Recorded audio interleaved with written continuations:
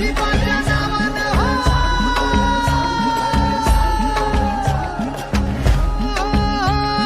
गुलाबी गुलालानं डोंगर माखला चैताच्या पुनवेचा रुबाब येगळा घेऊन हाती सासण काठी भक्त येती दुरून शंकराच्या अवताराला बघती डोळ भरून हे दौडत आला सफेद घोडा घेऊन देवाला